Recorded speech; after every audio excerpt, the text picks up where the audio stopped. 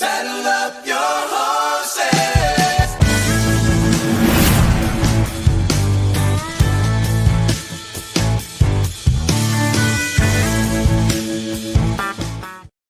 What's going on, everybody? It is another episode of the Mainly Broncos podcast. It is a two-man show tonight. It is going to be Brandon and I manning the mics. I did send the link off to Maddie, so we'll see if he's able to join us. Yeah, and why are you asking? Is it a two-person show? Well, unlike Davis Webb and Vince Joseph, Jordan may or may not be having the opportunity for a head coaching opportunity before then. He's supposed to, it sounds like, be a head coach for one of his basketball teams tomorrow. So he's just doing some extra preparation and stuff, before that. So shout out to him. Hope it all goes well. First things first, hit the subscribe button for the MHRT Network page. And also hit the subscribe button for the Mainly Broncos page. And as we said last week and even in the weeks prior, the MHRT Network is doing a join feature. It's like a membership, and there are three different levels of it. There's a $2.99, $6.99, and then a $12.99. Feel free to hit the subscribe button for as much as you like to. There's certainly no pressure on that. And of course, we're going live on every single one of the X platforms for members of the show. Between myself at Cameron Parker PO, Brandon Miller PO, and yes, even though Jordan is not here, he is going live at his account at Jordan2 Lopez, and of course the MHRT Network. So it's gonna be a blast. And before we dive into any of that, how are you doing, Brandon? And are those two cats easing the pain, or are they a little bit of a hassle? I'm doing well. They were a little bit of a hassle in the beginning, but they've definitely started to mellow out. For anyone who doesn't know, I adopted two kittens a couple weekends ago. Actually, it's a three-man show, but I don't think the third man is going to be making any analysis. Yeah. He's just going to be hanging out over here on my lap. But it is definitely easing the pain of making it back to the UFC Championship game and then having the most winnable game possible if you didn't have a quarterback that broke his ankle the week before. So, whatever, but that's how it goes. I'm excited for this offseason, though, because I think this is definitely going to be obviously, we've been improving as a team to the point that, we haven't really had to have the are we rebuilding conversation for a while, but this is truly the first time where it really feels like, I'm not saying we're one player short or two players short, but it really feels like we have the space because they're no longer of the Russell Wilson dead cap, basically, to make some adjustments. You also have, a draft where we haven't made a trade that includes our first round pick, like we did going into when we first hired Sean Payton. And then obviously the Russell Wilson trade. So having a full draft, having a full war chest of cap space, and then also having a team that has proven that they can have success and made it as far as the AFC Championship game and the number one seed is exciting. And we have weaknesses to fill, but it's not it's not the discussion we were having, for 8-9 years before, right? Sean. So I'm doing well and I'm excited. First things first, with your two kittens, was one of the protocols to making sure you got the right kitten was asking them if Bo Nix was a franchise quarterback? Yes, their exact response was meow, and yeah. So okay, just 50-50. And plus, with it being an orange cat, I mean, it seems fitting, that they would be Bronco fans. They're both orange. Now I just need to get them a blue bandana. Right, exactly.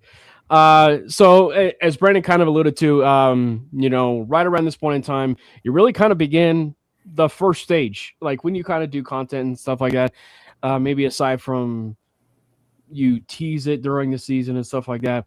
This is by and large, the first point of, the off-season talk, really, when you kind of, if you will, do the first deep dive of what next of what next as far as the Denver Broncos in the offseason. And look, they made the playoffs this last year, this last year in sense of 2024, and then in 2025, it exceeded expectations. It exceeded expectations so much so that, it sucks. You know, it's a punch in the gut that they are not representation for the AFC in the Super Bowl. Absolutely. But it's an exciting time because of the fact that season is and for what's next. It's going to be an exciting time for the Denver Broncos, and Brandon and I will certainly talk about it. It's going to be, pun intended, mainly focused on like a free agency wish list. Where we kind of do a bit of a early on deep dive as far as like some of the position groups specifically, that we are going to be eyeballing, that we're going to be circling, positions that maybe they actually want to be looked at. So it's just going to be an exciting episode, and hopefully we get a chance to hear from you guys as well, the people that are commenting in the chat. I see Darian again, in the chat. So yeah, it's going to be a lot of fun. And to anybody that is watching the stream, feel free to chime in at any moment for a Broncos free agent, or even a take for that matter, reasonable take, I should say, when it comes to the Denver Broncos. So what about you, Brandon? Like, when you first look at this, like, offseason as a cuff, like, I think you did kind of like say it, like, it is super exciting to just kind of like sit back and realize that, yeah, they kind of came a little bit far with where they are, but it's an exciting time because every single offseason for the Denver Broncos, for the most part, like when you look relative to where they are, has just gotten better each and every offseason for the opportunities that they had in money, draft picks, etc. Yeah, I think, going into this previous offseason where, we had finally made it back to the playoffs, great. But we kind of got obliterated. It was like, okay, well, we were able to get to the dance. But we don't really belong at the dance. So like we can't go toe to toe with these guys, right? And then like coming into this season, it was all about, okay, well, we gotta add some weapons, we gotta add some running backs. We got obviously Dobbins, who played really well for us for the majority of the year. We got Harvey, who was kind of like, I would say as in his rookie year. And then you had the potential promise. I feel like it was like a lot of young guy promise in the wide receiver room specifically, with like who's going to take a leap. Are they going to try to finally use Marvin Mims a little bit more? What is that going to look like? And then the surprise of Pat Bryant. But I think going into now this offseason, it's more clear of like, okay, yeah, you still have some guys in that wide receiver room that are playing well for you. Cortland Sutton is still Cortland Sutton. And you got some good tape on the rest of the room, but it's pretty clear that you need a elite weapon there and in the running back room, but right. Specifically in the wide receiver room. And I think that is going to inform the offseason a little bit differently than it did last year, where again, it wasn't strictly on like, we don't have enough weapons. It was more like, we kind of just can't hang here right now. Like Bo played well, but again, for his first time in the playoffs, but it was just too much for him to overcome, and he did need some additional help. And now it's like, okay, we've seen the ascension of Bo. We've seen what this team can look like if it has a somewhat regularly threatening running game, but it's still pretty clear that weapons are a problem. Like we went and tried to add Evan Ingram, didn't really work as well as you would hope. So I think you have a clearer picture of exactly what needs to be done, and you have a team that has the cap space, the cash, and you would hope just desire to get over the hump that you need to go out there and make like a splash trade, a splash signing or two to really get to where you have learned you need to be after this season, which is a team that is on the rise, needs a little bit more consistency on defense in the later half of the year, needs an upgrade at linebacker. It's been a problem for literally ever, even after the Drake Greenlaw signing. Needs maybe a little bit of an adjustment on the offensive line because of the run blocking not being quite as good as you would expect. and really just needs some more weapons around your, franchise quarterback at this point. I would say he can be given that title. And so it just gives you a little bit of a different perspective in how you view the offseason. And hopefully we see some more aggression from George Payton and company to secure what they have to secure in order for us to get back to and beyond the AFC Championship next year even. Well, on the bright side, before we dive into any of the free agency stuff, it's off to a good start. The Broncos offseason is off to a roaring start.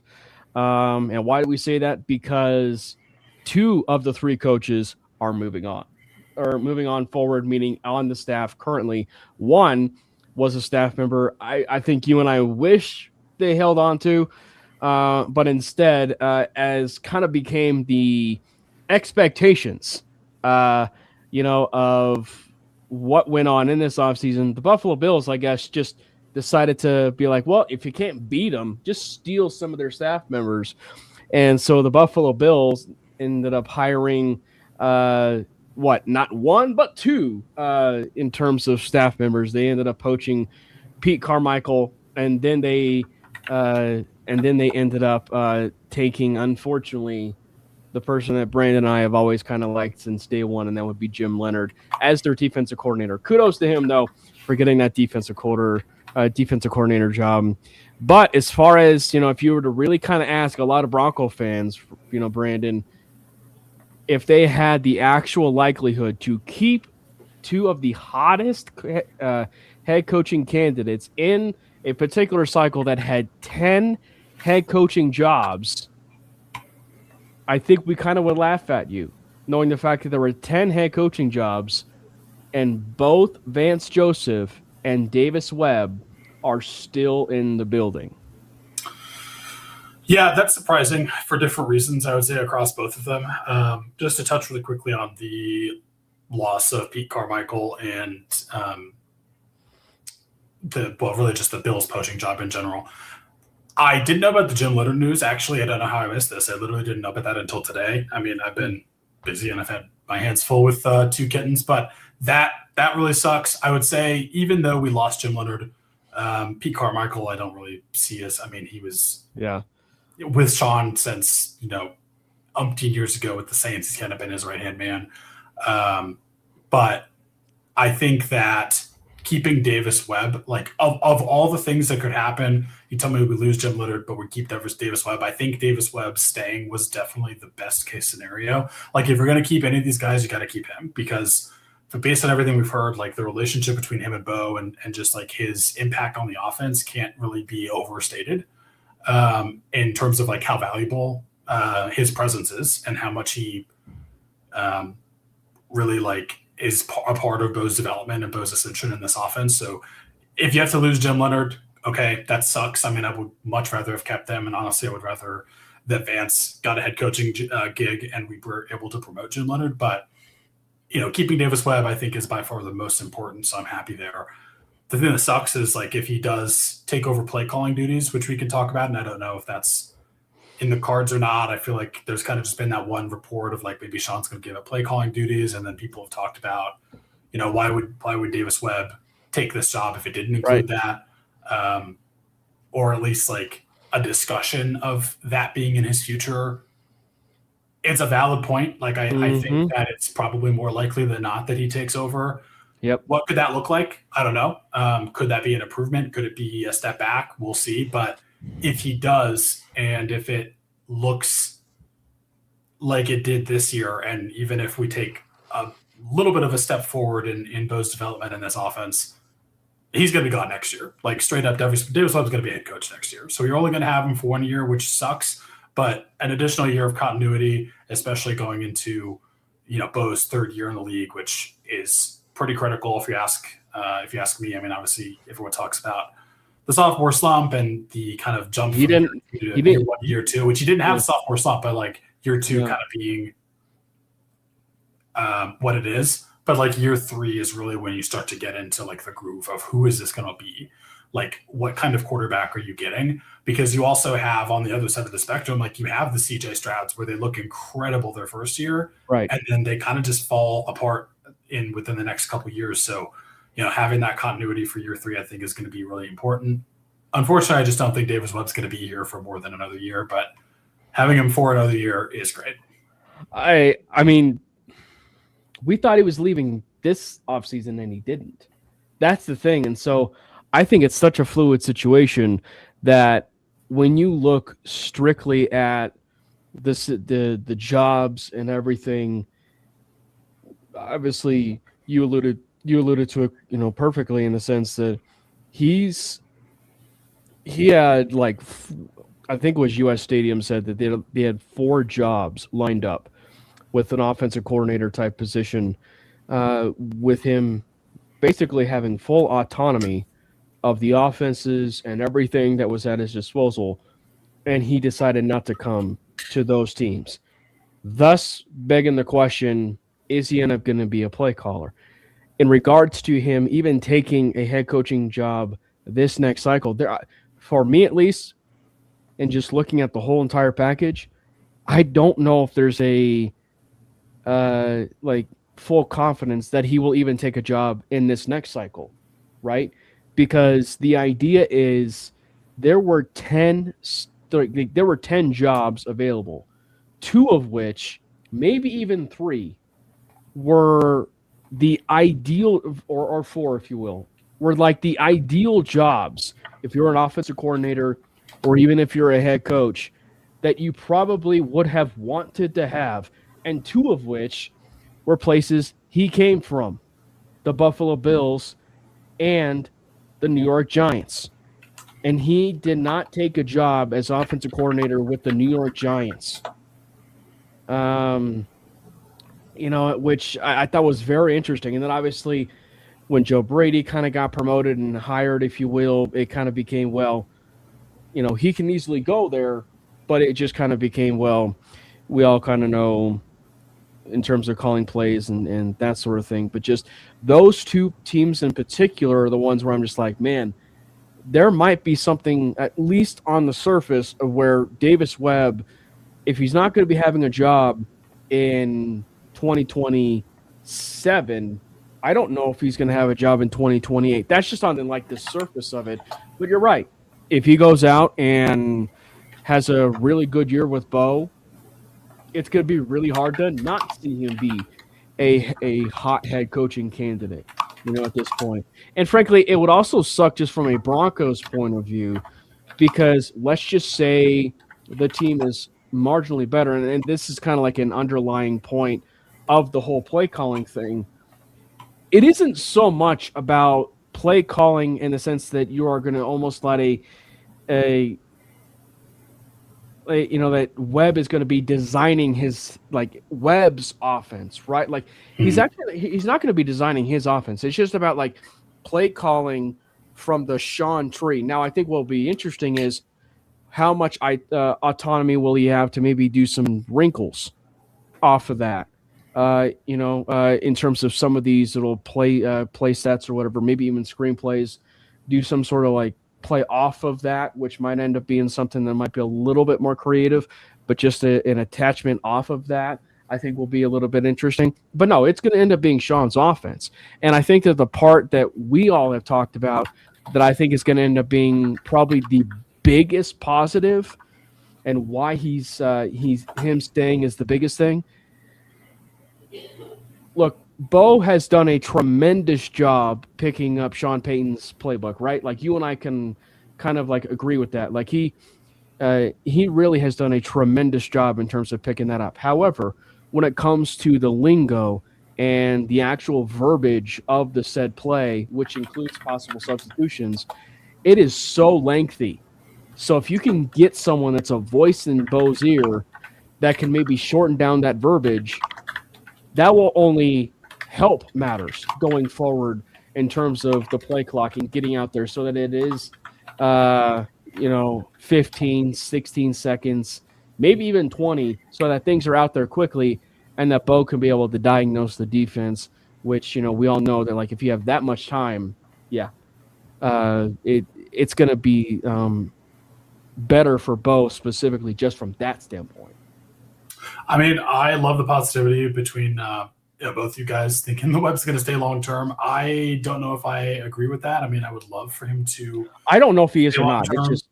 I think, well, and like you made an interesting point of like, well, he didn't get the job this year. Did he get the job? Like, is he going to get the job next year? And I think a big part of this that we're not really going to ever know the specific answer to is what did he like? What was his goal? Was his goal to become a head coach this offseason? Or did he look at this as in the lens of, okay, I can learn yet another year under Sean Payton. I can continue to develop this offense. I can really have a chance to be at the right hand of one of the best offensive minds, offensive head coaches, offensive play callers in NFL history for another year, and come along at a speed that is more conducive to long-term success, going from quarterback coach, passing game coordinator to offensive coordinator, and then to head coach, and like being able to have that extra year with Sean Payton, or going straight to head coach. Like, I would have to imagine, especially based on like the openings where he was a candidate, specifically like Vegas, that even though he might want to be a head coach, the prospect of being able to stay with Sean another year and come along slower and move up to offensive coordinator and then to head coach rather than just jumping straight there, because it's a big jump. Like even from QB coach to coordinator is a big jump. I mean, like he was a player. It's like going to single A immediately to the MLB. Yeah, so I do think that can play into it as well, and I think he's going to have opportunities unless he falls flat on his face this next year. Like he's going to be sought after for head coaching gigs, and probably I wouldn't be surprised if he's hired. So I would love it if he stayed, but I just think I think he saw the value in staying another year with Sean Payton, but he's going to probably chase a head coaching gig next offseason, and he should. Like I wish that for him. I think he has earned that success, depending on what he does next year with being an offensive coordinator and potentially calling plays. But yeah, I just think there were benefits to him also deciding to stay in Denver and taking himself out of those head coaching opportunities that he might have very well been able to take this year if he wanted to. Maybe he just didn't want to. Yeah. And Darian asks, I think Sean will keep probably the majority of the play calling duty. And if he does that, would you lean more that it would be a long-term commitment for Webb? Maybe. But my thing is, if you're going to go full on with the play calling duties for Davis, you are either fully committed on him as a play caller, or you still have the play calling duties yourself, meaning Sean Payton. Because you can't be like, okay, he's going to Davis Webb will control red zone or the 2-minute warning, and I'll control just the in between the 20s. So, so once we're there, we can be a little bit more creative in the red zone. I don't think it's going to be necessarily something like that. You have to be kind of like full on. And if it is the case, I wouldn't. And if that is the case, to your question, I would think that that's not necessarily a commitment at all, because you're also not really bettering him at all. And I think that when you are. Well, for one, when you are already moving on from Pete Carmichael and Joe Lombardi, two of your most trusted staff members for 20-some years, that kind of would have told you, if you will, even just there's something up possibly with giving up the play calling, and obviously there was the Joe Brady news that came out from Rap Sheet about maybe even giving it to Joe Brady as far as calling plays. So there's at least something there about the possibility of, I think though, like it's impossible for me to not think that he's going to have the full autonomy in the sense of calling plays, not necessarily creating plays and doing stuff like that. And I just think that there's going to be a little bit too much there was so hard to pass up. I will say though, I'm not. Yeah. I was not trying to be like convincing of like that. I think he's saying I don't know the answer, because like we're sitting here, and the news just happened to break a couple of days ago. It's just there was so much happening in this particular cycle with 10 or more jobs that if you were to tell me that Davis Webb did not even take a job like that, that seems really crazy to me. So, Yeah. And there's no guarantee that the said jobs that will be available, next year are going to be as enticing as some of these jobs that were there this cycle, right? And so if you're Davis, it makes me wonder. That's where I'm like, it makes me wonder, like, how long term did he look into this, right? Because if he's looking at it from the standpoint of, well, next year, if the such and such team is firing their head coach, I don't know whether or not, like the New York Jets, right? Like, let's just hypothetically say, like, the New York Jets move on from Aaron Glenn. I don't know whether or not that's actually an enticing, place for him at all, right? So it's just it kind of, it just gives me that maybe the sense of, like, I wonder how much of the forward thinking did he have, when it came to that coaching staff. So, but I'm like I said, I'm not fully convinced he's staying. It's just I'm kind of looking at it from all angles. Yeah, I mean, I think if you have the opportunity to get a head coaching job, you got to jump on it, right? So, we'll see what happens next offseason. But speaking of the Jets, and just kind of switching into free agent discussion, I saw a question in the chat from Mike. Should we go after Breece Hall? Oops, we clicked at the same time. Yeah, that's also interesting. There's that Darren Moogie connection as well with the Jets. Breece Hall, man, I am so torn because I've been pretty firmly in the do not pay running backs in free agency, like don't sign free agent running backs market, because you can draft so many competent and skilled running backs, even in like the later rounds, that can go out and be the guy for you. Breece Hall, unfortunately, is just kind of in that weird space for me where I don't know, because I love him as a player, and I don't know if I love what it would probably take to pay him. At the end of the day, I think I would go for it. I think Breece just gives you something that you have not had in this running game, even with a healthy J.K. Dobbins, with his ability as a runner and as a receiver. He's like pretty underrated, I would say, as a pass catcher. And like, I know people do like view him in that role, but I think he's even better than you would kind of think, even though he's viewed more as kind of like that, kind of like explosive weapon, specifically out of the backfield, like between tackles and breaking off big plays. But I think using him in the run game or in the pass game is also just as dangerous as utilizing him as a weapon as a running back in the running game. So I would probably be for it. I think that would definitely be an upgrade. I think we also need to upgrade the offensive line a little bit, and the specifically like run blocking that we're getting from our offensive line, because it's not been as good as it has in the past. And I don't think it's been quite as advertised when people say that we have, one of the best offensive lines in the league. I think that was pretty clearly disproven when you look at how, frankly, terrible they looked against the Patriots, and the Patriots have a good front, but like, how much did Bo cover up the deficiencies of this line? Mm-hmm. Not saying they don't have some good guys there, but I think just you got to look at what can you do to upgrade the blocking up front. Ben Powers, I love you, but just the availability there has not been fantastic, and doesn't look quite as good. So I think there's some things you can do there to improve the running game. But I do like the idea of Breece. Similarly, like a different free agent running back that's available, Travis Etienne from the Jags, man, he has had like kind of a career resurgence in the past couple of years. Like, he didn't look the best when they drafted him in the first round, which was crazy. But he got back out of when they were trying to get Trevor Lawrence, his running mate. Move off Powers, exactly. But I think Travis Etienne, even though I'm still in the I'd rather draft someone, I don't know if I want to pay someone. Just both of those guys bring something to this offense that is so desperately needed. I think I saw Travis Etienne as like the most rushes of more than 10 yards in the league last year. I might not be 100% correct on that, but I think he had like more than 20. He's just been kind of on another level this season. I think either of those guys would be, personally, I think they would be a good addition to this running back room, as much as I don't necessarily want to pay them. And I think that what they're going to demand in a contract is going to be expensive. I would sign either of those two players and sleep like a baby. It's hard to predict on Travis Etienne just because, well, one, it's the Jacksonville Jaguars. They also had a resurgence, and his college quarterback had a bit of a resurgence with there at Jacksonville as well. So it's kind of hard to predict. But he is one of those running backs, of course, that would stylistically fit with Sean Payton.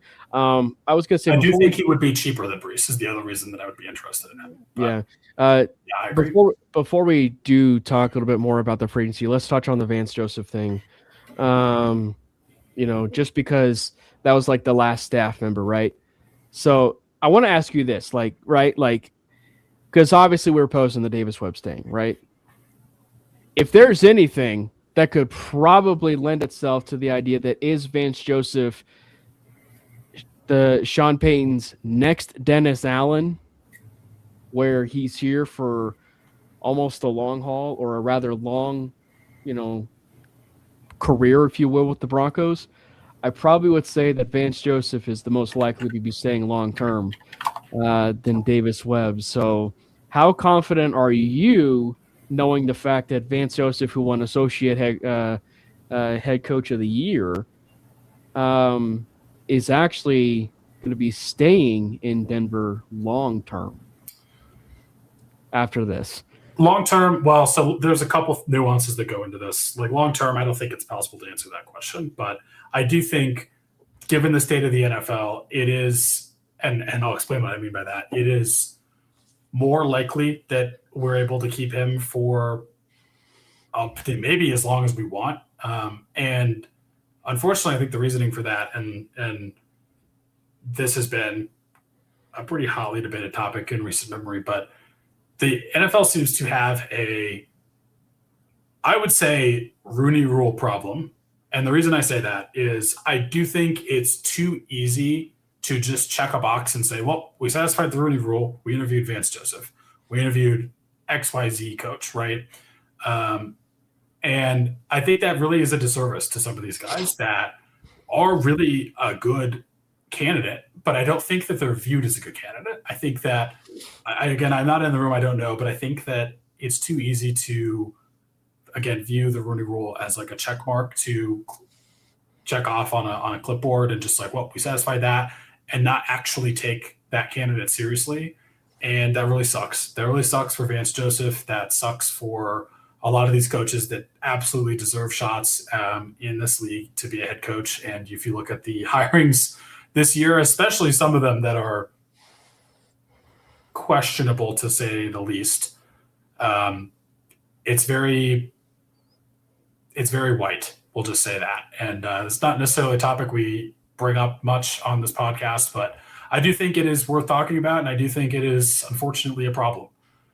So given how much of a problem it is, that could work against Vance in the case of getting a head coach, and for the team in terms of keeping him long-term as a defensive coordinator. But I absolutely think he deserves to be a head coach again, and that sucks that he's not going to be.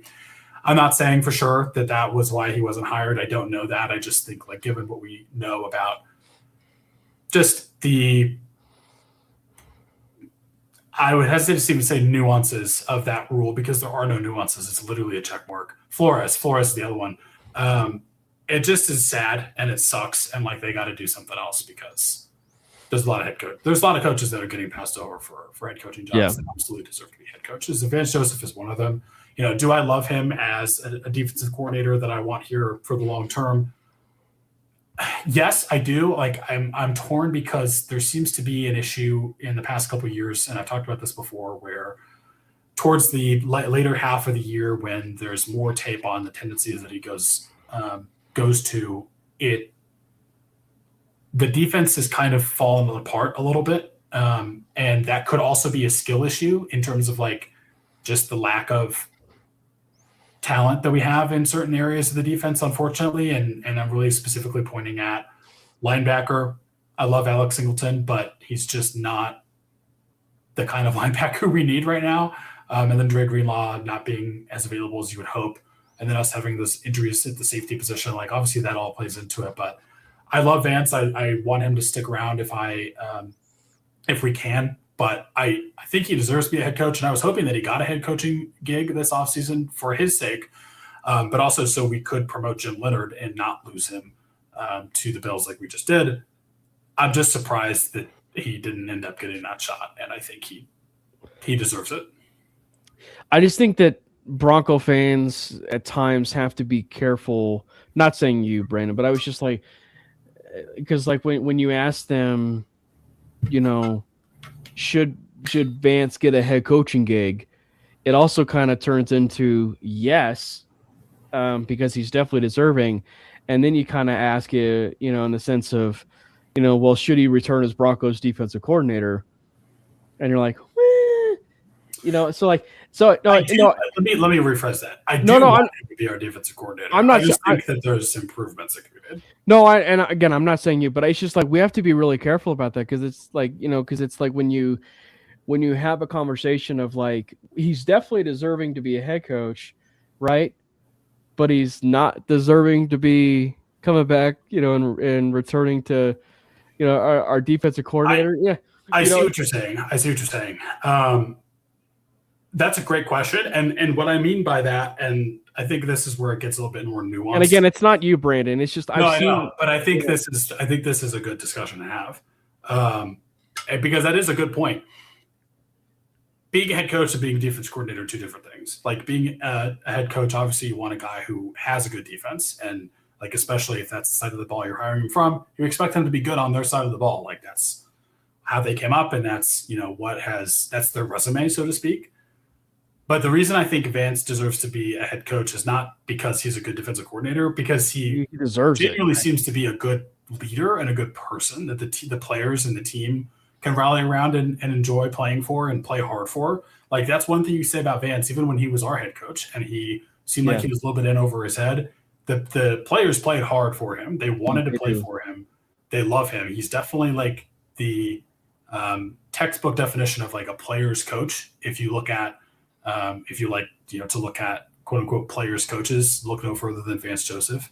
And I think just he has the charisma and the just leadership talent to be a very successful head coach, because there's so much more that goes into it than just being a good defensive coordinator. Yeah. And for that reason, like, do I like him as our defensive coordinator? Yes. Do I think that there are some things that could be improved? Also, yes. But based on who he is as a leader, I absolutely think he would be a very successful head coach. And he would still hire a defensive coordinator. He would still hire an offensive coordinator that you need, and you need those other positions to help you as a head coach. And you're going to, when defense is your thing, you're going to consult on the defensive side of the ball. And I think he does a great job with that. But I just think that the job description is so radically different that it's not something to draw a connection between. Yeah, well, and the other side of it too for Vance, like specific to this job, it's like maybe, and this is something that we have at least asked, or maybe even we're wondering, it's like maybe this is what he wants to do. Like he'll interview jobs because like you're not going to say no to interviewing for promotion. You know what I mean? Yeah. But like maybe this is exactly like what he wants to do. Because again, like if you were to ask a lot of Bronco fans, and I know I'm bringing up something that's a past conversation you and I had, but it's like if you were to ask a lot of Bronco fans that if we were to get this version of VJ as a defensive coordinator with what we had seen as a head coach, I mean, we would take this any day of the week, knowing the fact that we have seen everything we would have wanted to see, which was the defense get better from the year that he was there to where it is after 2025, right? There were some end of season, there was some end of season stuff in there, but based on the prolonged season, it was definitely an improvement, if you will, based on where things were that year prior. The jump from that Dolphins game, giving up 70 points to where we are now, night and day, so impressive. Do I think that there are definitely some things that could still be improved? Yeah, but I agree. I think like the adjustments that he's made to the defense and like what he's been able to do pretty much since that point, like that was the low, that was rock bottom, and then it was nowhere else to go but up from there. And he absolutely, answered the call with that. So kudos to him. What do you say, Brandon? Victory Lap's asking. Black. He says, I have no reason. I have no reason at all. It's just my gut feeling. Just a gut feeling. Yeah, so it's gonna be fun. And if anything, to type on all of this, the Broncos have continuity. One more time again, they have continuity on their team and on their staff, and that is not replaceable. It is irreplaceable.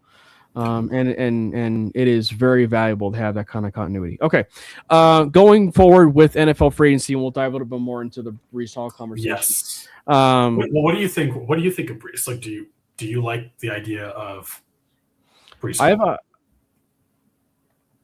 I have a very hot take. Yeah, go for it. And you know me, I've had conversations with Darian before too, and like. He knows that I'm a big RJ Harvey fan. I know that you know that I'm kind of a big Harvey fan as well. I think that is RJ Harvey's birthday, so happy birthday to RJ Harvey. That said, I want about a high ceiling running back room as you can find. I would agree. And because and I posted on social media, and I want everybody, if you guys are in the chat and are, follow both Brandon and I on social, to retweet and comment what your guys' takeaway is for the poll question that I put on Twitter. And frankly, it's really close between two positions. Because, the way I would preface this is, and we said is, the Broncos have a really good roster, but they really lack in the top end playmaking side of things. So much that they lack in the playmaking side of things of running back 1, tight end 1, and wide receiver 1. But you have to choose one. You have to choose one of those three, in that poll. And it's a tough one right now between wide receiver 1 and running back 1. So to the running back point, I'm thinking running back, right? And the reason why I say high ceiling is because one of the biggest friendly things for a quarterback is the running game. It is absolutely the running game. And so would I love having a Jalen Waddle in that room? Oh, 1,000%. Would I love having an A.J. Brown, the player, in that room? 100%. Would I love having a George? I love how you had to specifically say the player. Yeah. Would I love having George Pickens, the player? Yes. That's where you have to do it. Right. So absolutely I would take that. But if you were to ask me how I would remake the room, and look, I know Jaleel had some nice moments and stuff within this roster, I would remake the room with Breece Hall, J.K. Dobbins, and R.J. Harvey. So you'd bring back J.K. Dobbins. And sign Breece Hall. And Breece Hall, yeah. I'm not opposed to drafting one. Obviously, I went to the Senior Bowl. I enjoyed some of these running backs down there in the Senior Bowl. I don't see that happening. You're getting rid of Jaleel McLaughlin? Yes. Because I don't see how those four can exist in that room. Okay. Yeah. Like if RJ Harvey's going to be your primary pass catching guy, I like the idea of that. He's very good as a pass catcher. I think having Breece and J.K. Dobbins, man, I'm so torn. I love J.K. Dobbins. I'd love to have him back. Maybe having a running mate in Breece is exactly what he needs to maybe stay healthy for longer and not have to take the lion's share of the workload. And you split it more 50-50 or even not even 50-50. Let's speculate right now. What would you sign him to? What's that? What would you sign him to? J.K. Dobbins? Yeah. What did we sign him to last time? It's like a 1-year, $5 million deal or something, or like 1 for 3. It was really, really cheap. Yeah. Man, I mean, clearly he wants to stay and come back. Do you do? I mean, I think he said even he wants to be Bronco for life. It was 1 year, $2 million contract. Man, that's just so cheap. I would say, just given how much he helped this offense, even though he does have a little bit of an injury concern, I would say he definitely, like, that was a prove it deal. I would say he at least to some degree proved it. I would be okay with giving him like 2 years, 10 million or something. Maybe a bit less, maybe a little bit less. Maybe 2 years, like 8.5. I'd almost do like 2 for 10. I just said that. No, but like, are you No, saying 10 million a year? No, but I was just 5 year. Did you actually mean 5 a year? Yeah, so yeah, two years, 10 million total. Yep. That's exactly what I would do. Yeah. I think that would be fair. Yeah. But also I would do it so that, like, if you're at least guaranteeing yourself, is it a perfect world that they sign Breece Hall with J.K. Dobbins? No. But I think what the Broncos are at least affording themselves with is they have a plan B. They have a backup option in case someone that they may really, really want, is there. They have a fallback option that they can really come back to in JK. And I don't think it's a really bad idea for them to re-sign JK and then go into the draft and draft a guy like a Mike Washington or a Jonah Coleman, or Jadaria Price or whatever, So, I don't think it's a bad idea. It's just like when you kind of think of a higher ceiling, that's, I think, what I would also do. And I think that at least on the create your own rumor type of situation, I have to think in this day and age of the tampering without tampering type of situation, that knowing the fact, and I believe it was Darian that mentioned this in the chat before, but it's just like knowing the fact that Darren Moogie and Aaron Glenn both have at least some ties to both Sean Payton and that Broncos organization. Mm-hmm. I've got to think that there's some sort of backdoor communication going on with like Moogie, Hall, and Allen. That's almost like, look, we are going to try like heck to keep you, but if you do leave, we would recommend. It's almost like, when you walk into a store, right? And they don't offer what you have, but yet they say, hey, you can go shop it somewhere else, like. It's like, I see what you're saying. Yeah, they recommend. Yeah, so like it's just like we would recommend if you wanted to go somewhere where you could get and reap the benefits of something, that the Denver Broncos would be one of the very first teams that I would want to reach out to. So I have to think that there's some sort of backdoor communication like that. And again, I think there's a million. This is the beautiful thing about free agency and why this overview of what we're doing here, probably in the next 45 minutes, is such a beautiful thing, because like there's a lot of wish lists that can happen, but there's also a lot of avenues that can make it a successful offseason. Like J.K. Dobbins, someone else that they go out and sign for a different position, and then going into the draft and maybe even signing a linebacker, to pair with Dre Greenlaw. That's maybe not Justin Sternad. You signed Justin Sternad, but maybe he's not starting, but you have a room of Sternad, someone else, and Greenlaw. I think that would be a little bit of an enticing room. So, like, there's definitely different ways you can win an offseason for the Broncos, if you will. Yeah, and I do like your idea of doubling up with JK and with It's Breece. also a pipe dream too. Yeah, but the reason I say that is I think the two places on offense where you absolutely have to improve, other than tight end, which is just like a perpetual improvement that has to happen every year until you find a guy, is running back and wide receiver. I think with running back, as great as it would be to have an elite player, and I'm not saying that Breece Hall doesn't have that ceiling. I think he might. It also owes him to himself to leave the Jets too, so we can see that. He probably wants to go somewhere new that actually is a contender so bad. Like, I feel for him, and honestly, I think that's why Rodney will get him at a discount. Like, he probably wants to play somewhere that has a legitimate shot of actually winning.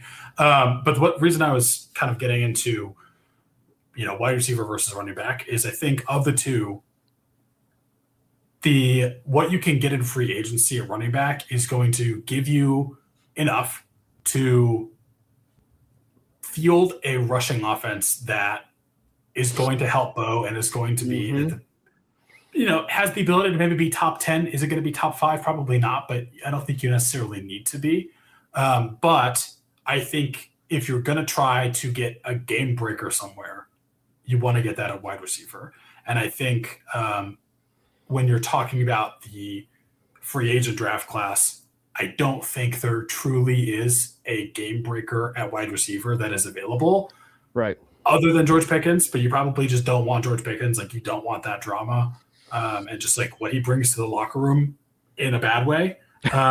So I think if you're going to focus on upgrading those skill positions in free agency, you want to focus on running back. Again, as much as I say don't pay running backs and draft them, I think you have the ability to do that here. And you can go after wide receivers in the draft, and especially just based on where we're drafting. And I'm not saying these guys, like, unfortunately, based on where we're drafting, we're not getting Jordan Tyson, we're not getting Carnell Tate. Mekhi Lemon, maybe if we're lucky, but we're looking at gotta be lucky on that one. We're looking at like Casey Concepcion, Omar Cooper, and Denzel Boston. I think with all three of those guys, Chris they Bell. all give you different. What's that? I was going to say Chris Bell too. He did have that injury, Chris Bell, because he had the injury, yeah, he's gonna drop for sure. That's the only reason I didn't mention him. But I think with those guys, you're going to get enough of an upgrade that, again, you're probably not going to get elite, Jamar Chase level guy. And as much as I want that, you have to be in the right position at the right time to get something like that. But for how you're able to upgrade in the offseason and free agency at running back and still have some options available to you in the draft at wide receiver, I think that's the most efficient way to go about adding to both of those rooms. And so I'm definitely, in on the idea of, double up, bring JK back. I'm already on that train. I think, that 2 years, $10 million, great. And I think getting Breece Hall or ETN, I would be happy with either. I like Breece Hall, and keeping RJ Harvey as kind of your passing down guy. The other side of it too is like, look, it's just the nature of the actual running back room. It's going to be cheaper to actually go get yourself a running back than it is a wide receiver one. For sure. Based on the financial aspect. Yeah. But I will say this though, like, there's something. I'm lukewarm on the idea because of where he is at his age. But I'm coming back to the idea that, there was the rumor that kind of came out where he was one of 3 wide receivers that showed pretty heavy interest himself of wanting to be a Denver Bronco. And that is Deebo Samuel. You had Jalen Waddle, Deebo Samuel, actually 4. Jalen Waddle, Deebo Samuel, Stephon Diggs, and Cooper Kupp. They all expressed some pretty strong interest in wanting to be a Denver Bronco. I think where I don't know this answer. I really don't know this answer. But I have to wonder if were the Broncos lukewarm on the idea of trading for Deebo because of the capital that they probably would have had to give up to San Francisco at that point, versus now you have Deebo Samuel on the open market, and he's not going to be paid all that much, I would think. He's not going to be paid all that much. So would he sign maybe a 1-year, 2-year deal, if you will? And then on top of that, this is just a different avenue to look at it from the running back side. That's not the running back side of things. Do you sign Deebo, to this 1-year, maybe 2-year deal, and then also on top of that, you trade for Jalen Waddle, to really upgrade the room? Because I think at least what Deebo gives you is at least another option like Marvin Mims to where you can kind of use those guys in a little bit of a different way. So maybe you bring J.K. Dobbins back, and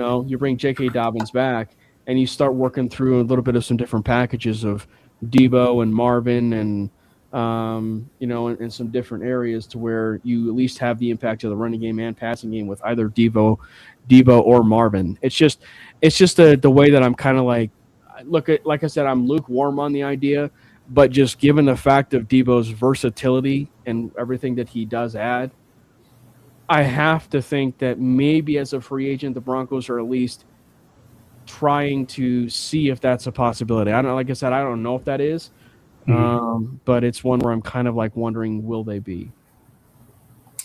Yeah, man, I don't know. I'm so torn on Debo. Like, I like him. I like the idea of him as a player. I just think based on his age, he's 30, and like the amount of wear and tear he's seen with the just heavy usage, specifically in San Francisco. Man, he's a special talent when he's healthy, but I just don't.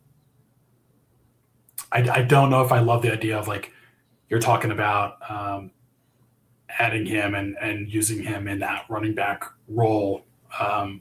Obviously not strictly a running back, but if you're putting him and J.K. Dobbins in that backfield, or him and Marvin, or it's just a dart throw. It's like if it hits, great, but you're putting two guys that have both struggled to stay on the field together in a room that desperately needs help, and you might lose both of them. Like, I can't get there. Yeah. Well, that's what I said. I'm really lukewarm on the honestly, idea. Jalen Waddle is in a similar boat to me. Like, I love Jalen Waddle. Jalen Waddle, if he stayed healthy and he wasn't on the Dolphins, I think Jalen Waddle could be on the similar career path that you see Jackson Smith and Jigba on right now. Not, maybe not to that same extent, but I think Jalen Waddle is just such an incredible talent that is unfortunately being wasted, one, with Tua, and two, just not being able to stay on the field. One thing I'd watch regarding Jalen Waddle is, in fact, if the rumors are true and Tua Tagovailoa is not going to be a member of the Dolphins anymore, that's going to be roughly a $99 million in dead cap hit for that roster. Tax-free, whatever. That is $99 million in dead cap. So in doing so, they probably are going to be wanting to move off from, at least another big contract to just free off some of that money. Like we saw it here, right? We saw it here.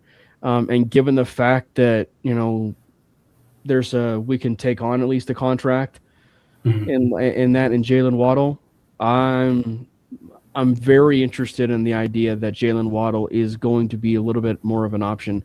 Plus, I wonder how much, too, of the trepidation and pause that the Broncos front office had on some of this was just due to the fact that the Russell Wilson contract, at least at the point of the season, wasn't officially off the books. Mm-hmm. And now that it's officially off the books, I wonder if and they made the AFC Championship game on top of that. I wonder if now that's where you see a little bit more aggressiveness, where maybe they are aggressive in the sense where you see a little bit more dart throws in the sense of, picks being traded and players being acquired, them really surrounding around, Bo and everything. And you start to see a little bit more of the stuff that we were probably hoping to see, which I think would be so funny that in this offseason, not kind of to circle back, but just Davis Webb gets his promotion. He's calling plays, and they're on aggressive, in free agency, for Bo Nix on top of it. It's just like, it would just be so funny that, like, in all of this offseason, they're capitalizing on the idea that, yeah, let's do it. Let's go all in. I am curious now that Davis Webb is, moving up to OC, and I don't know how much, pull he's going to have and how he wants to shape this offense, but does he have someone in mind or specific players that he is in love with that he wants to add to this offense in any way, shape, or form in wide receiver, tight end, running back room? And I would be interested to see how this offseason plays out in who we go after and if that was a Davis Webb decision. Well, we said it too, and granted, it didn't really happen yet, but we said that if Davis Webb gets promoted to offensive coordinator, one of the things that happened around that point in time was they let go of their wide receiver coach. Yeah. So will Davis Webb have influence on maybe who he wants to hire for wide receiver coach? Because he wants to hire for coach, but also just who he wants on the team. But that's what I'm saying. So, like, if he hires someone that like is the wide receiver coach that he has in mind, Oh, I see. And that could also lend itself to the idea that there will be some players that do stick around, but like you might be talking about some pieces here and there, 2 pieces here and there that were on the roster, this last year that aren't going to be on the roster this upcoming year. Yeah, it'll be interesting for sure. I mean, how much do we decide we need to change, and what are those changes going to be? I'm interested to see. Well, if there is one position that I will say going into free agency that I would probably have, will it happen still? I don't know. But if there was something, when I look at the overall overhaul of, the Broncos and the room when it comes to running back, wide receiver, and the tight end position, Brandon, if there is probably one position that could probably use a little bit of an overhaul, if they wanted to keep Ingram, but they wanted to use a little bit of an overhaul, it's the tight end room. Oh, absolutely. And so there are 3 players in free agency, at least on the top, that I know probably you, myself, and a lot of Bronco fans have been circling. And that being Dallas Goedert, Cade Otton, and David Njoku. Oh man, I do like all 3 of those players. I'm torn because of do we want to approach this tight end problem in free agency, or are we finally going to actually spend some draft capital on this problem? And that's the other side too. The tight end class in the draft is really good too. It's good. It's not as good as last year, but I think I would personally lean more towards the draft personally, and just really shoring that up for the future. If there's someone in free agency you're going to bring in, I don't see them letting him go. Apparently, all of my hype dreams this offseason are from the same team. But Isaiah Likely is only going to be 26 years old, and he is underutilized right now with Baltimore. Baltimore has been underperforming. Clearly, he wasn't staying. Yeah, and what is Jesse Minter going to do with that change up, and who are they keeping? So I like him. Hunter Henry, I think, is also a tight end that's hitting free agency this year, but I'm personally leaning more towards draft someone, just with the availability of good players in this draft at that position. Man, I would rather go that route, but I do think you can look at Hunter Henry. That might be also because of what's up. Hunter Henry's not a free agent. I thought he was.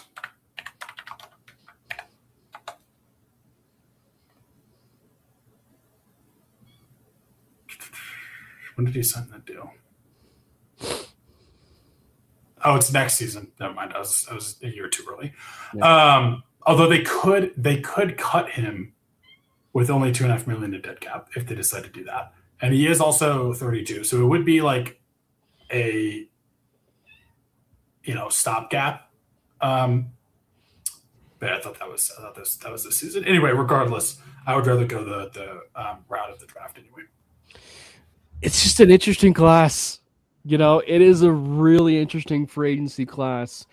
I would venture to guess,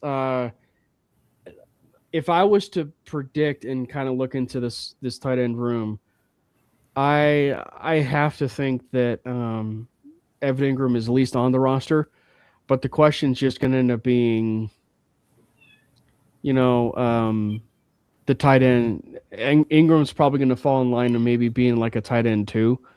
And I think at that point, when you served his role and you kind of serve with what he's done, I think he'll probably be a pretty solid tight end too at that point. But I'm looking at guys like Njoku, Goddard. If you do move on from Evan Ingram, that's where I think guys like Isaiah Likely and Kyle Pitts would probably be a little bit more of an option, right? And plus, I think it's really hard for me to not see Isaiah Likely going to the Giants. We're down Yeah, over there. But so that's also a good. you also have Zach Ertz, you know, who's at 35 years old, clearly has shown, at least something. Noah Fant, does he come back there? I doubt it. But and then you have some of these other guys like you have Chig Aquanco, who's out there. Kate Otten, obviously, is out there. Um, so there's some players that are out there that are just kind of sneaky in this free agency class. So it's gonna be interesting to see not just how the Broncos attack this, but how other teams attack it, given the Kyle Pitts as well, who kind of has had a late right. career resurgence. And that's what I was going to say. Is like if you do move on from Evan Ingram, guys like Isaiah Likely and Kyle Pitts Kyle Pitts specifically would be the one I would be wanting to look at if you do move on from Evan Ingram. I do think, maybe the Evan Ingram signing in free agency is tainting my view a little bit in terms of why I'm not loving the idea of signing a tight end. And I do think last year's draft was better personally than this year's draft in terms of tight end prospects, but I think I would still lean towards the draft, even though there are some pretty enticing names. And that might just be because of how Evan Ingram has, I'm not going to say not worked out because he's been okay, but I really just am so ready for a difference maker that, the difference makers, in my opinion, the true difference makers at tight end, they're never available. You have to draft them. So when you go look, so those are the three biggest needs, right? Like the three biggest needs. If we were going to be looking at the Broncos roster, wide receiver, running back, tight end, as far as like the search for tight end one, or even running back one, or even wide receiver one. So that's where it's like the wide receiver. The wide receiver one is just we did mention Debo, right? Like we did mention Debo. There is, man, it's just there's a bit of a wild card here, and granted, it's not flashy, it's not it's not one that I don't think is by any means a Jalen Waddle or the George Pickens or anybody like that. When you have a stipulation of what Sean Payton likes, and as a wide receiver and everything that he wants in a wide receiver, it is really hard for me to ignore Juwan Jennings in free agency. Mm-hmm. Juwan Jennings is an interesting one for sure. Like, is he a true wide receiver one? No. Will he probably be paid in the Cortland Sutton frame of mind, which is the 20, just a tick above 20? Probably. And that's where it's like, I just doubt it happens. But if you were to, make a Sean Payton type wide receiver in the lab, it is undoubtedly Juwan Jennings. Yeah. I am a little torn on, he's about to be 29. And we already have a plethora of wide receiver 2s and 3s. I know. But I do like the idea of Jennings. Well, but again, it's one where we're all saying this because it may not necessarily be what we would like to do, but it's also one where you also kind of get a chance to see what the team is accustomed to, and it's not a knock, right? Like, yeah, he's a good player, but it's definitely one where, yeah, it's definitely one where it's like, man, I just don't know. But yeah, obviously, Juwan Jennings, the one I'm hesitant on is the one that I actually do not think he leaves this team, Brandon. But it's one where it's like, does he owe it to himself at this point in his career to maybe just see what it's like, on the outside with, a pretty decent offense, right? and everything, and that would be Mike Evans. Sign a 1-year deal, sign a 1-year deal, and then and you just kind of see what happens, and then obviously at that point, depending on how good it is, you give yourself maybe a couple more years and then you retire, but Yeah. Man, I know it's just like I can't see him not being a Buccaneer for life, but exactly. it'd be crazy. Yeah, exactly. Because again, like you want to talk about probably a true wide receiver one here, but also one where he's undoubtedly not leaving Tampa Bay. Mike Evans at least is one where it's kind of like, that's interesting. But I mean, yeah. Sucks that he wasn't able to how many years in a row did he have? 11 straight 1,000-yard seasons. Yeah. That's insane. Wasn't able to get it this year. Man, that just sucks. Well, I think that like this is kind of like the overarching like take on the Broncos and just specific to this free agency class. This wide receiving class in free agency is probably a whole bunch of wide receiver 2s. Maybe some wide receiver 2s and wide receiver 3s. That's also where I'm in I'm in a similar boat there as I am with tight end, where like the true difference makers, the earth movers at that position are not available. You have to draft them. You cannot trade for them. You can't sign for them. If you have one, you're never letting him go. Well, because like the thing too is like, let's just say they still are on the trend of not wanting to use not wanting to use Marvin Mims. Wan'Dale Robinson would be like the most ideal sense, for coming here. But at 17.6, at that point, I would almost want to just move on from Marvin Mims and just sign Wan'Dale Robinson if you're going to make that kind of investment, And I love Wan'Dale, right? Like he's Husker royalty for me, but it's one where he's had a great year. Like he had a resurgent year with the Giants. Then you had obviously George Pickens. Alec Pierce has been a really popular name. Brandon, Alec Pierce has been a really popular name. It's gonna be expensive. The market value right now for Pierce is 20. My problem there is I think Pierce probably still is a wide receiver 2. He's a high-end wide receiver 2, but I also think that's probably the most you're ever going to get. Obviously, I think if you ever ask, he's probably the highest end wide receiver 2 of all these guys, but he's still a wide receiver 2. Yeah. But I think that when you look at it from just the Pierce side of things, it's like, man, he probably does stylistically fit there with the Broncos offense. But it's one where it's like he still probably would be in that niche of, is he a wide receiver 1 or is he a wide receiver 2, which you already kind of have that at home with Cortland. Yeah. So yeah, I agree. I think another place that they're going to be, I think, sneakily looking again is the offensive line, and particularly like the interior of the offensive line.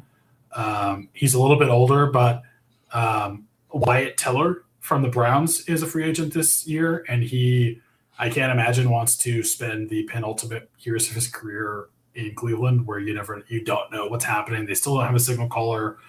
They just hired Todd Monken after going through the weirdest head coaching process I've ever heard of, where they also alienated their very good defensive coordinator who doesn't want to come back. And he's 31. He might be interested in change scenery. And I'd like to look at him. So there's definitely some guys out there that I think are not sexy names that you could see the Broncos look at and potentially sign to shore up some places that maybe aren't as glaring of a need as running back, tight end, wide receiver, but interior offensive line with specifically replacing Ben Powers, or maybe even bringing in some more competition at center. We all know who my free agent crush is this year. That's never going to happen in Tyler Linderbaum. But I do think you'll probably see at least one move be made there, probably on the interior. Also, Interesting to me. also, if you are looking at, the class next year, do I think he's going to happen? No, because I think the Jacksonville Jaguars are probably going to afford themselves the chance to actually sign him. But Parker Washington's a free agent in 2027. But yeah, again, it's one where you kind of like go through the different scenarios and kind of figure out trade, because then you also are kind of talking about trade candidates and stuff like that as far as for the team. I will say this regarding offensive lineman, Brandon, because I think that if there's any move that we could probably say that might happen as far as just off the top of our dome, it's probably Powers. But the thing there is I would have to think that if they aren't comfortable with giving Palczewski the nod, if they aren't comfortable giving Palczewski the nod, then they either are going to be keeping Powers, or they have, right? They have an option in mind. They need an offensive lineman. The moment you move on from Powers or whatever, you need an immediate replacement at that point. And I think that's probably one where it's is that one where maybe you keep Powers, right?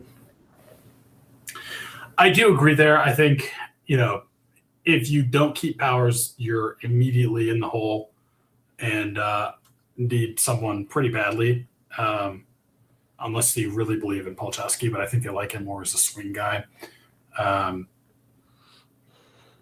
It's interesting to think about. I just think with how Powers has not been as available as you would hope, and also not been quite the same in the run game as you've seen him be in the past, and that might be because of injury, but I think they just might look at some options that could be available there. But I do agree. I think if you get rid of Powers, you have a plan. You have to have a plan, whether that's Teller or whoever, because you can't just get rid of him. You don't have a good replacement in house.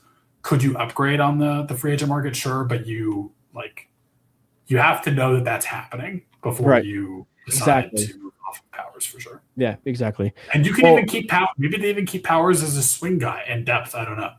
They might need to restructure his contract for that, but the other position we actually did not get a chance to talk about that might actually end up being pretty high on the list as far as options and players, Brandon, that also could be having a bit of an overhaul, is also one that's probably a tough conversation for Bronco fans. For Bronco fans that love Alex Singleton. And that's the linebacker room.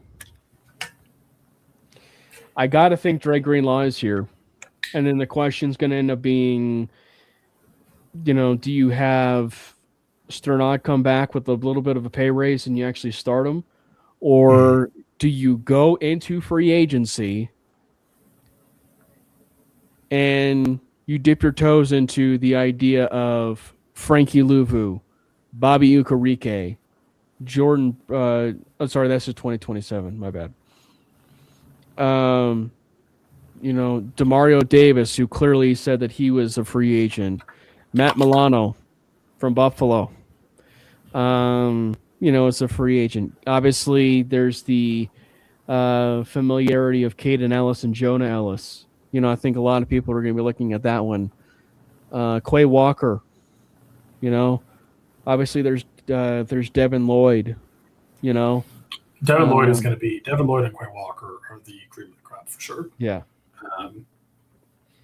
I think everyone in Broncos country has been hammering for a athletic, rangy linebacker for years, I would say at this point. And you have to, I think, do something there. So that'll be interesting to follow. I do think Kobe Dean's another one. That is potentially the area where if it's not like a skill position player, you might see that be the splash. I don't know for sure. I have no inside knowledge of this, but just based on what you would like to see from this defense moving forward and how you'd want them to improve, I could see that happening. Well, like, what would you put yourself in the shoes? Like, what would you want to do? Probably like go after like Devin Lloyd. I don't think he's going to be quite as expensive as Quay Walker. He's still going to be expensive. Like, he's a very, very good player, but I think he gives you the ability to just like be able to upgrade the linebacking position in a place that in a way that you like haven't in literal years. I think he has like 5 interceptions. 5 interceptions this year. One of them was a pick 6. So like, if you're looking to really, again, have an actually good coverage linebacker, which has been one of the Achilles heels of this team for a while. Well, even though Singleton has kind of been decent there, and like Greenlaw, yes, he's good at it. He's good at it. He just has not been available. Yeah. Which sucks. Well, and to the Justin Strnad point, it's the same argument that we had for PJ Locke. PJ Locke earned the right for a pay bump, and also probably at that season that he had, I believe it was 2023, earned the right to have that contract and at least have that pay bump to be given a starter role. The problem was when he was given that starter role, we saw kind of how unfortunate things were with him being a starter, and really kind of how he just became this super utility, reserve player, when it comes to the Broncos defense. And that's frankly, that's his elite role. Like, he's an elite role player. And I think Strnad, is that same conversation. I think he definitely earned a pay bump. There's no doubt. But I don't know if he earned the pay bump that is going to be one where you and I are going to end up being comfortable to say, like, hey, I don't know if I feel comfortable based on the high ceiling of where things are with this defense and looking at this defense. And it's a very good defense. But if you could say with a straight face, like, still some of those weak links is that linebacking core. And I think for me, the perfect world, responsibly at least, would be having Dre Greenlaw and Caden Ellis as your starting linebackers. And then and then at that point, you can see if you can work your way of getting maybe Justin Strnad back, for maybe a 2-year deal or something. But I don't know. It's one where I understand the idea. He earned the pay raise. You earned the pay bump. I just don't know if I believe in Justin Strnad for a full season. Yeah, I would agree. I think Justin Strnad is a decent depth piece. I think gives you what he does on special teams, but I don't think you can view him as a starter in any way, shape, or form, to be honest with you. Is there any other positions that you would want to also talk about? Obviously, we talked about offensive line, but like linebacker, wide receiver, and running back, like those are the primo positions. Those are the primo positions. I think you have to keep the defensive line a strength, and specifically the defensive interior. If you don't bring back John Franklin Myers, and I don't know why you wouldn't. Probably not happening, but yeah. They should pay him, but you have to bring in someone else to keep that a terror and keep that a strength of this defense, because I don't think you can afford to let a player like that with that kind of production leave. And if you do, you have to bring in something similar. I don't know what he did to be in the doghouse of this front office, but he deserves to be paid. I want to keep him. I think we should keep him. Do we keep him? I don't know. But if we don't, we probably need to bring someone else in. Sheldon Rankins, Andrew Billings, Tim Settle. I mean, there's none of those names really stick out to me either, which sucks. But that's the thing is like, and this is why you you kind of look at it from the Broncos draft side of things. If there is one thing this team needs from a front seven defensive line side of things, and we'll talk more about this probably in the upcoming draft, it's a big, fat, 330-pound interior defensive lineman. This team needs someone that can really kind of soak up those double teams. Roach has been great, right? Roach has been great. JFM has been great. But if there's one thing that, clearly the Buffalo game continues to prove to us, we won that game. But if there's one thing that game kind of proves is that you need a little bit more beef in that interior, and you need some interior defensive linemen. And so hopefully, the Broncos are looking at something where they can be able to add a couple guys. They're 325, 330 pounds of just a player that can just really soak up double teams, and really kind of fill those gaps in the running game. Yeah. I think you got to try to keep him, but unfortunately, I don't think there is a good replacement for the kind of production and kind of player that John Myers is. So if you do get rid of him, whoever you bring in, probably not going to be as good. He had 7.5 sacks this year. We should keep him. Yeah. And then obviously they probably want to see what's going to end up happening with Savion Jones and getting the chance to see him develop a little bit more.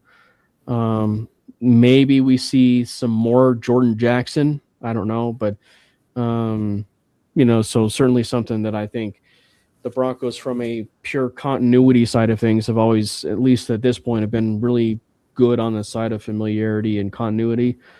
So, it'll be really interesting to see how it all shakes out. But that like we said, that was like our abbreviated, shortened version of like each position group. We'll do a little bit more when it comes to the running backs and stuff. Maybe next week. What position would you want to look into next week? You want to start right into the big ones? Well, next week I'm going to be out of town, so you should ask Jordan what he wants to do. But I would love to. I would love to hear Jordan's take on this wide receiver room. So maybe not wide receiver. Maybe start with save it. Back, but, save it. Or maybe we'll talk trade candidates too. Like maybe do some trade candidates as well. But yeah, so it should be a lot of fun. There's never a dull moment when it comes to the season, for the Broncos or just the NFL season. It is the Super Bowl. Obviously, we are rooting for the Seattle Seahawks, not the New England Patriots. And hopefully this time when they get to the 1-yard line, they give the ball off to Kenneth Walker and they score the touchdown instead of throwing an interception to Malcolm Butler. So it's going to be a lot of fun. And by next week, we are going to be a full month away. It will be a full month away from NFL free agency. So it's going to be an exciting time. And I am excited about how things are certainly going to be unfolding with this Denver Broncos team. What's up, Jace? Thanks for hopping in. It's going to be a lot of fun. And as everybody also knows too, like when it comes to this Broncos offseason, I like to get fan interaction more. So I like to actually have some fans on the show, and get a chance to like maybe even some other content creators that are Bronco fans. I think some of the people that I've talked to is Mile High Mims and Broncos Edge, and obviously your typical guys like Andy, and obviously guys like Mario and others, and obviously the rest of the LTP guys I've talked to and having them be on the show. So it's gonna be an exciting time, and obviously, of course, with it being the offseason, you actually have to try and see if we can get some of these insider knowledge as far as like what they might actually do going forward. So it's going to be an exciting time for Bronco fans and for this offseason, because it seems like things are gearing up for the point of maybe them being a little bit more aggressive in this offseason. So it's going to be an exciting time. Thank you guys so much for hopping in. Make sure you hit the subscribe button for the MHRT Network page over there on YouTube. And as we said, there's a join option, which is a membership feature. There's a $2.99, $6.99, and a $12.99 feature. You guys can subscribe however it is that you feel like, and we thank you so much for that subscription. You also subscribe to the Mainly Broncos YouTube page. It is a personal Mainly Broncos YouTube page. that is set for this live stream. So if you missed it on the MHRT network, we have it on the Mainly Broncos YouTube channel, as well as the things that we are more famous for, if you will, and that is our short form. And we do a bunch of short form over there on YouTube in terms of YouTube Shorts. We also do stuff over there on TikTok as well as Instagram. And we're definitely gaining in popularity over there on Instagram and of course TikTok a little bit too. So that's a great time to check us out over there. Yeah, so it's gonna be a lot of fun. Yeah, yep, Kona, we got 25 million or more of free cap space. So maybe they use it on some Kona beers. That'd be fun. That would be a lot of fun. Definitely go check out, by the way, Kona does a show called Bronco Buzz every Friday with Bronco Bill. Kona's the one that always kind of keeps him in line. So make sure you go check out the stuff that they do over there on the MHRT network. I believe they air every time around 6 o'clock Mountain Time on Friday. So go check them out. Obviously, we do a whole bunch of other stuff too on the network, by the way. I'm trying to ask us to see if we could be able to do more like Nuggets content, but obviously, like with what we do for what we do, in terms of content, we have an Avs channel. Like we have an Avs channel in terms of an Avs show called the Cluster Puck Podcast. We do the Wild Wild West show, which was actually a show that actually aired just before this one, which is an AFC West look in terms of all the other NFL teams. Obviously, this one on Wednesdays, we do the 5280 podcast at 7 o'clock on Tuesdays. And then we have a bunch of other shows as well.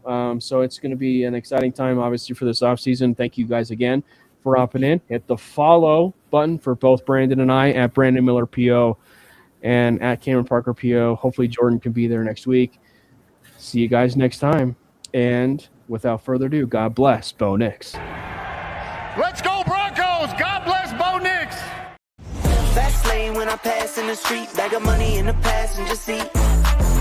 Tempo's been asking for me on the road from the west to the east. Way up, I might never come down, cause the coast's racking up the flame out.